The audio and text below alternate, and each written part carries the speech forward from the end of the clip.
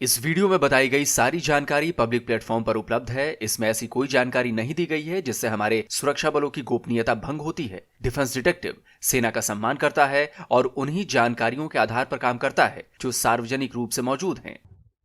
नमस्कार दोस्तों, defence detective पर आपका स्वागत है और आज मेरे साथ एक बेहद खास मेहमान हैं सोनम महाजन जी। और ये जियो पॉलिटिकल एनालिस्ट हैं। अफगानिस्तान पाकिस्तान पर इनकी खास नजर रहती है। बाकी जो आसपास के पड़ोसी हैं उन पर भी नजर रहती है। तो आज हम इनसे बहुत सारी बातें करने वाले हैं, कश्मीर, पाकिस्तान, खालिस्तान, इसके बारे में।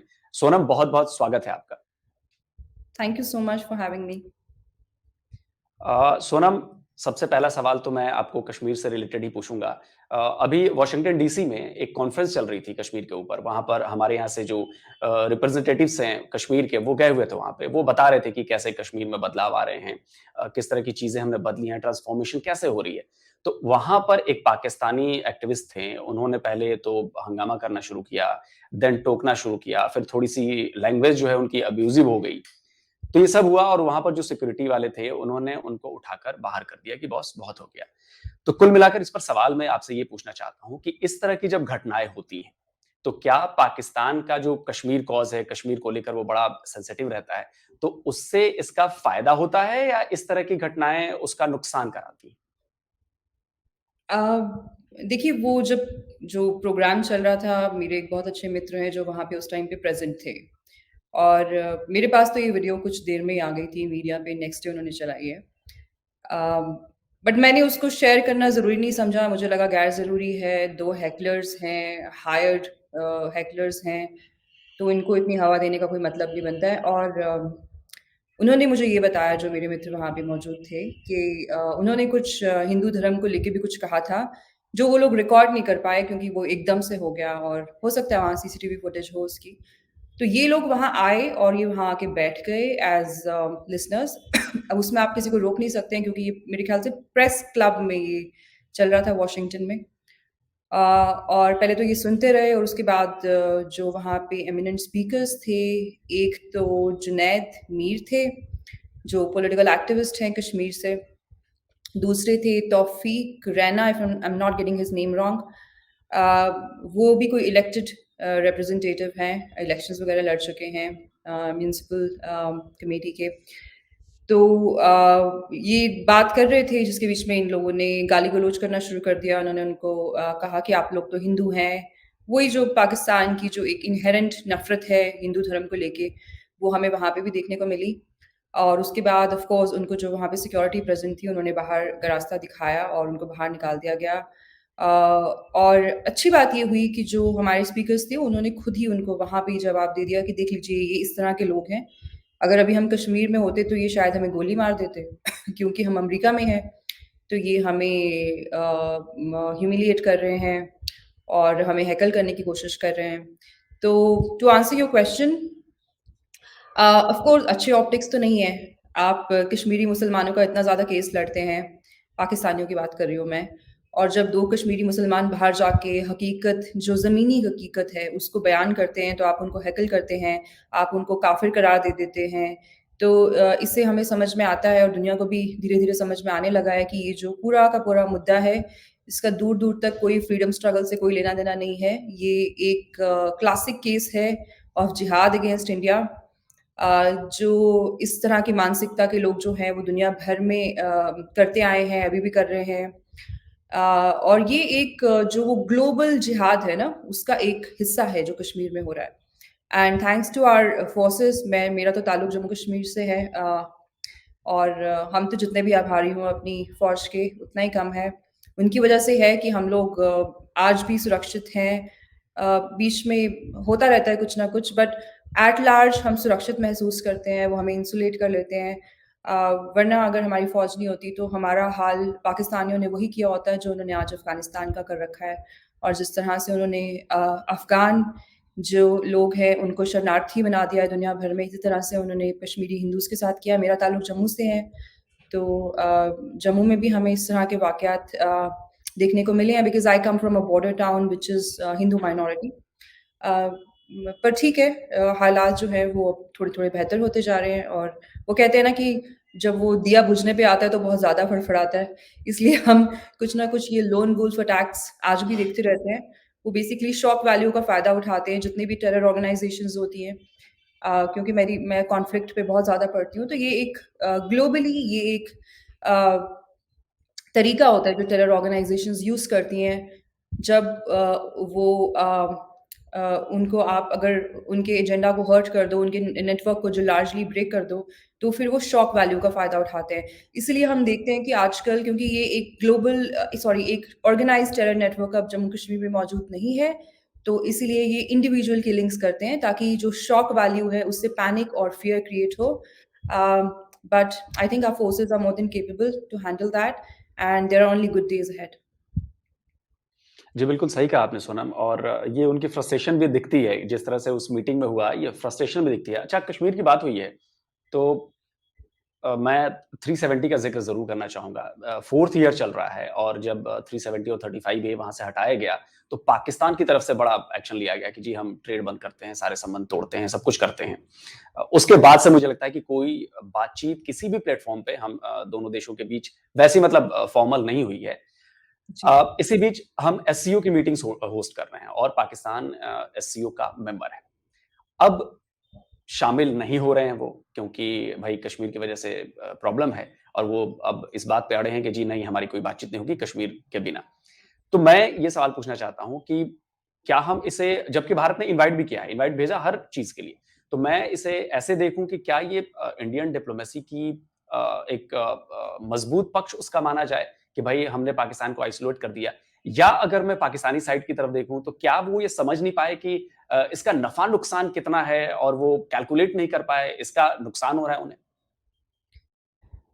देखिए Pakistan only had to gain from this उनका सिर्फ इसमें मफाद और मफाद ही था अगर वो आते और देखते it's better to be in the room and see कि आपके अगेंस्ट क्या बात हो रही है या आपके फेवर में क्या बात हो रही है इनफैक्ट ये ज़्यादा मीडिया में नहीं आया है पाकिस्तान आर्मी के कुछ लोग मेरे ख्याल से कल या परसों वो आए भी हैं दिल्ली में और जो इनके डिफेंस मिनिस्टर हैं उनके आने के बहुत ज़्यादा चांसेस हैं जो बिलावल भुट्टो हैं, उनका मुझे समझ में आता है क्योंकि वो प्रधानमंत्री मोदी को उन्होंने रिसेंटली पर्सनली अटैक किया था।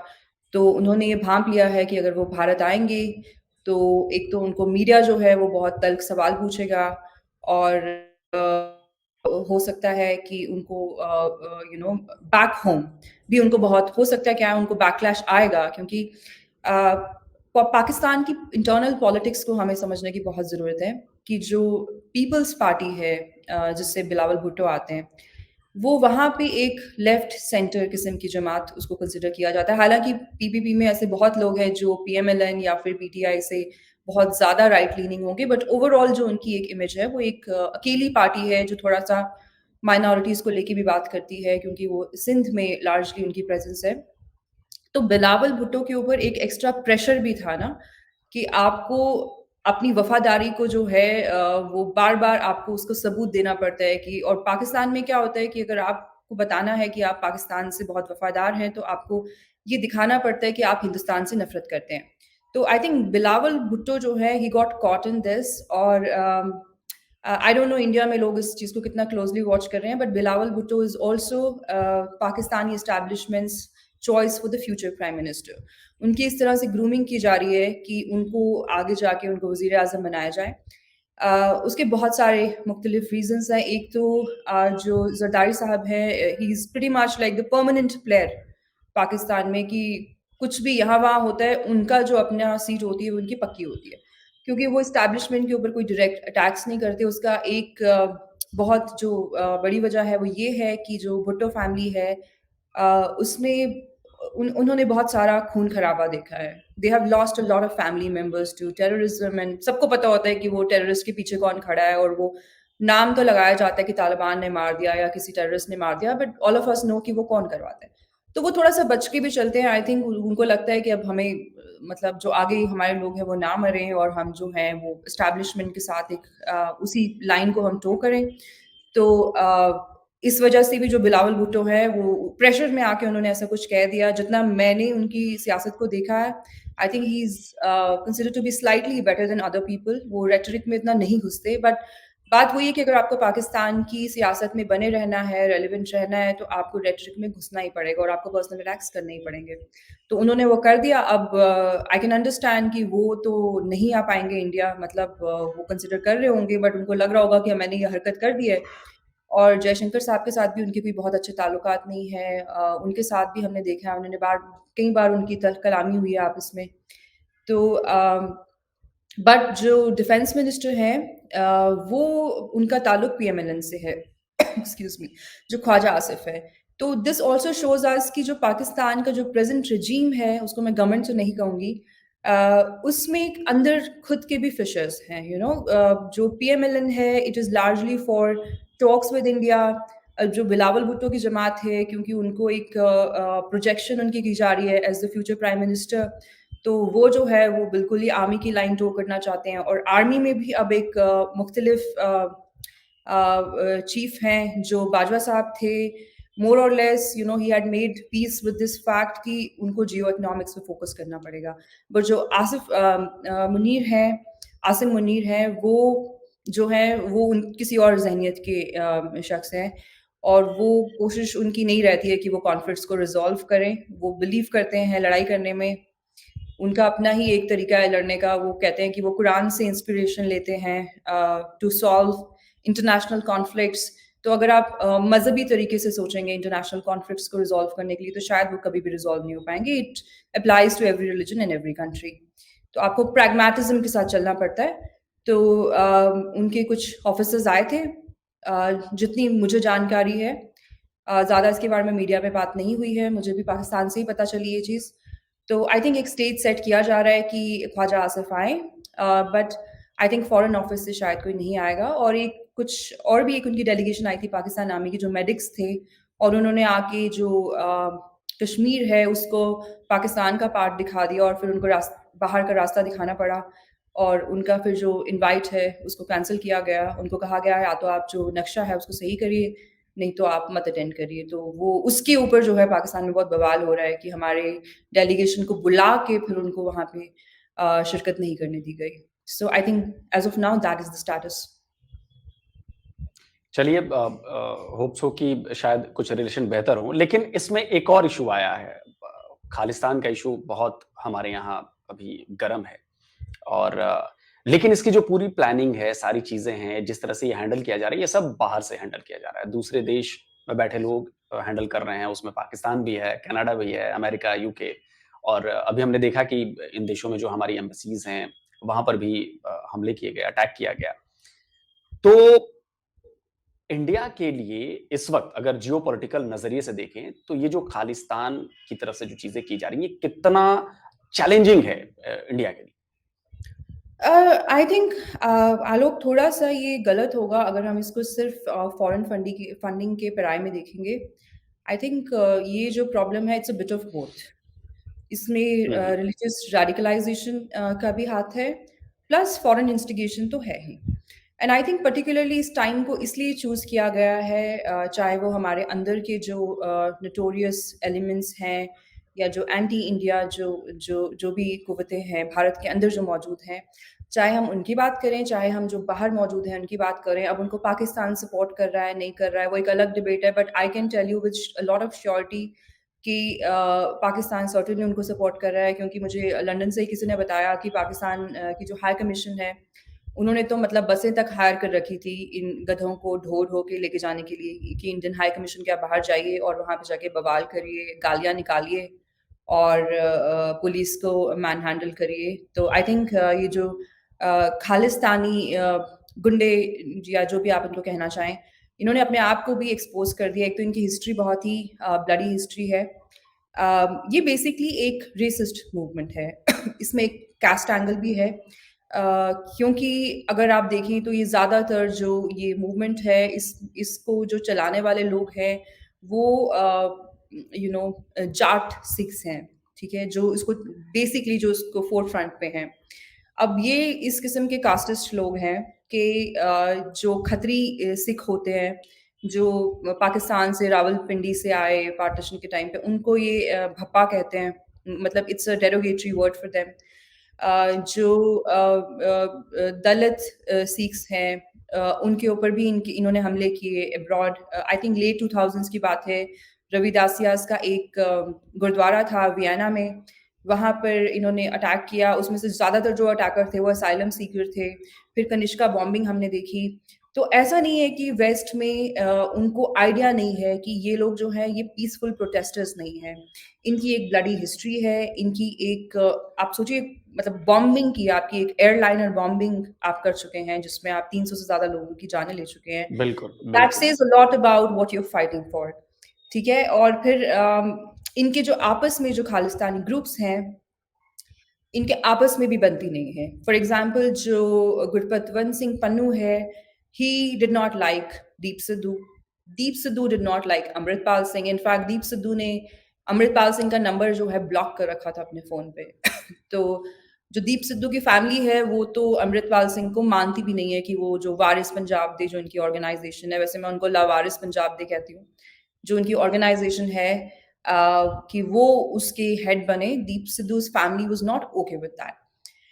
एंड अगेन कास्ट एंगल भी है। जो दलित सिख्स हैं जिनको राय सिख्स कहते हैं, रविदासियास हैं, उसमें मजहबीज हैं, वो तो इस मूवमेंट से बिल्कुल बाहर है, उनका कोई लेना देना नहीं है।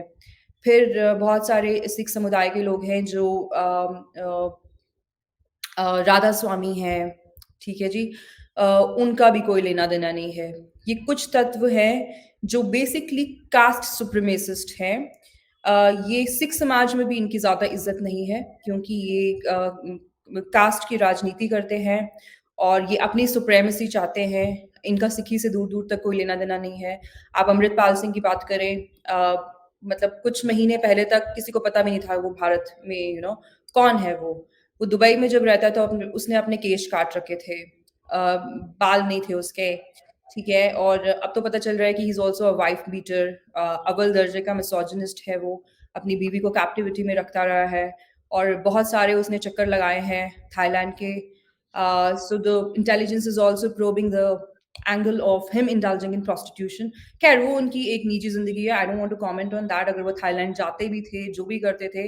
बट द थिंग इज कि आप अपनी प्रोजेक्शन कैसी दे रहे हैं ना, आप दूसरों को कह रहे हैं कि मैं यहाँ आया हूँ सिखों को अमृतधारी बनाने के लिए, जबकि खुद आपने अपने केश काट रखे हैं, खुद आप हर वो चीज़ करते हैं जो सिख धर्म के सिद्धांतों के खिलाफ है।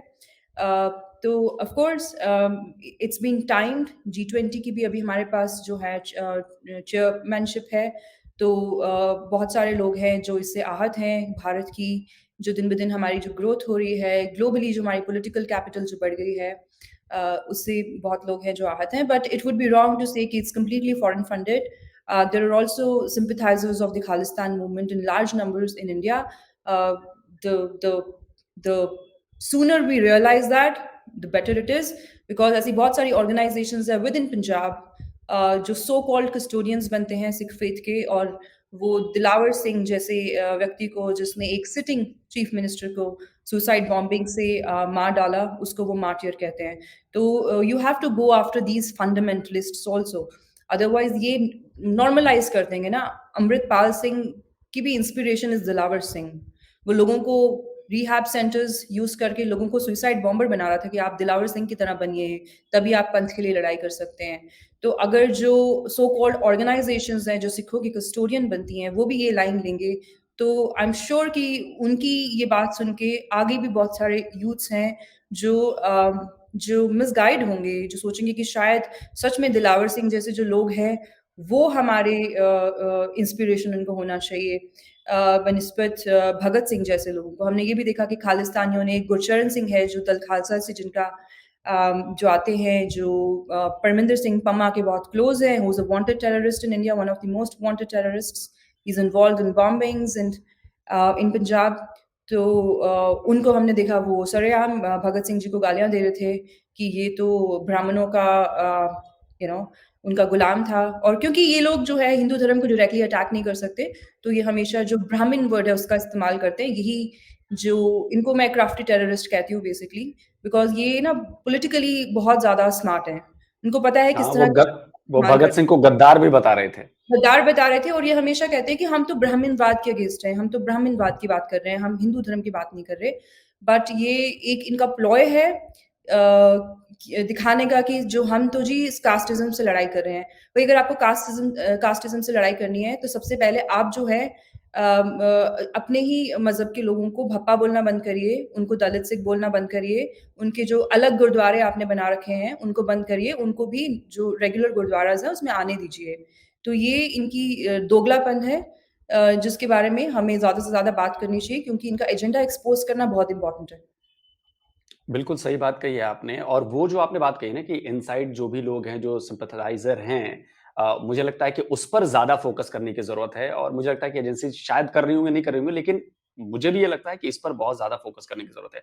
अच्छा, अमृतपाल सिंह की बात हुई है, तो अगर मैं आपसे ये पूछूँ कि अमृतपाल के जिस तरह से वीडियोज़ आए, वहाँ पर हमने देखा कि जी आर्मी खड़ी कर रहा था, ऐसी खबरें भी आईं आर्म्स की ट्रेनिंग देने का वीडियो भी आया। तो ये अभी अगर मैं कहूँ तो कितना बड़ा थ्रेट हो सकता है ये इंडिया के लिए अमृतपाल सिंह?